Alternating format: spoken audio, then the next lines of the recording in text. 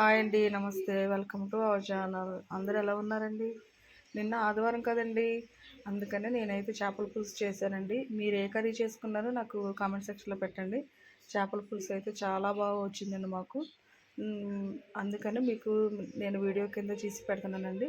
చూడండి, అర కేజీ చేప అండి, ఒక 3 ఉల్లిపాయలు, కొత్తిమీర, ఓకేనండి, గరం మసాలా, వేపిన జీలకర్ర ఏదైతే ఉందో అది మిక్సీ చేసి పక్కన పెట్టుకున్నాను.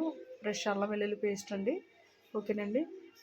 బాండి పెట్టుకుని ఉల్లిపాయ, పచ్చిమిరపకాయ, కరివేపాకు, ఫ్రెష్ అల్లం వెల్లుల్లి పేస్ట్ ఏదైతే ఉందో అది వేసుకున్నానండి. చూడండి, ఉప్పు గల్లు ఉంటుంది కదండి మనకి, ఉప్పు గల్లు ఏదైతే ఉందో అది కూడా వేసుకున్నాను. చేపల కూరలో సాల్ట్ కన్నా ఉప్పు గల్లే టేస్ట్ వస్తుందండి, ఓకేనండి. మా వారు అయితే చాలా చాలా బాగుందని నేను ఎంతగానో మెచ్చుకున్నానండి.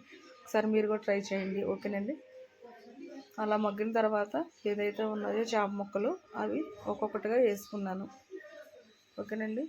మొత్తం ఒక అర కేజీ చేప అన్నాను కదండి, అర కేజీ చేప మొత్తానికి వేసుకున్నానండి. మొన్న అయితే కొరమేడు ముక్కలు కర్రీ పెట్టానండి, అది మీరు చూసినట్టున్నారు. సబ్స్క్రైబ్ చేసి నాకు లైక్ చేయండి.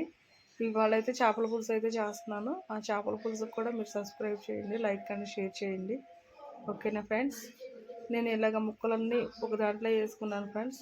ముక్కలు మనం వేసుకున్న తర్వాత కలపకూడదు, ఎందుకంటే ఆల్రెడీ అందరికీ తెలుసు ఇరిగిపోతాయి అని. కొరమేడు ముక్కలు అయితే విరగవు ఫ్రెండ్స్, ఇదైతే ఇరిగిపోతాయి, ఎందుకంటే కొంచెం మెత్తగా ఉంటాయి. కొరమేడు అయితే గట్టిగా ఉంటుంది. చూడండి ఫ్రెండ్స్, దగ్గరగా వచ్చినాయి. అవి దగ్గరగా వచ్చిన తర్వాత దీంట్లో పసుపు ఏదైతే ఉందో ఒక టీ స్పూన్నర వేసుకున్నాను ఫ్రెండ్స్. నేను టీ స్పూన్నర వేసుకున్న తర్వాత కొంచెం ఒక 2 నిమిషాలు అలా ఉంచాను.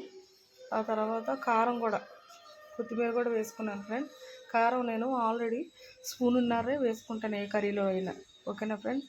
మామూలుగా చేపల పులుసు నీసు కూరలు అయితే ఫ్రెండ్స్ కరెక్ట్గా 2 స్పూన్లు వేసుకుంటేనే మనకు టేస్ట్, దాంట్లో ఉన్న మజా ఏదైతే ఉందో అంత టేస్ట్ వస్తుంది ఫ్రెండ్స్, ఓకేనా ఫ్రెండ్స్.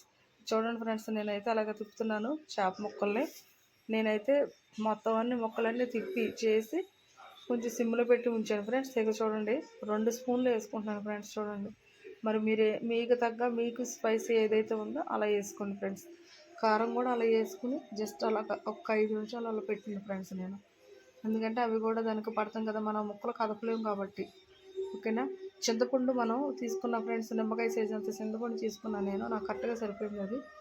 చూడండి ఫ్రెండ్స్, వేసుకున్న తర్వాత కూడా కొంచెం లైట్గా వాటర్ కూడా పోసి అందరూ కూడా వేసాను. చూడండి ఫ్రెండ్స్, సేమ్ యాజ్ యూజ్ ఎలా అయితే ఉందో అలా వచ్చేసింది, ఓకేనా. దీంట్లో మనం వేపున్న జీలకర్ర పొడి ఏదైతే ఉందో అది వేసుకున్నాము.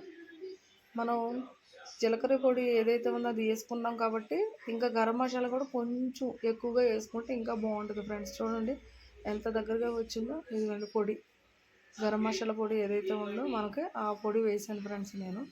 మీరు కూడా అలా వేసుకోండి, ఓకేనా. బాగా వచ్చింది ఫ్రెండ్స్ మాకైతే. లాస్ట్లో కొత్తిమీర వేసుకొని పక్కన పెట్టేయండి, ఓకేనా. సబ్స్క్రైబ్ చేయండి ప్లీజ్, థ్యాంక్ యూ.